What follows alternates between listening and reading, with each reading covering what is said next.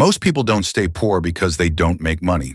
They stay poor because of 5 habits they repeat every single day without noticing. If you're doing even one of these, this video is for you. Habit number 1, ignoring your money, not checking your balance, not tracking expenses, pretending it'll work itself out. Money you don't look at always disappears. Habit number 2, spending first, saving later. If saving only happens when there's money left, you'll never save. Poor habits start with priorities, not income. Habit number 3, lifestyle creep. You make a little more, so you spend a little more. New phone, better car, same bank balance. That's how people stay broke at higher salaries. Habit number 4, waiting for motivation.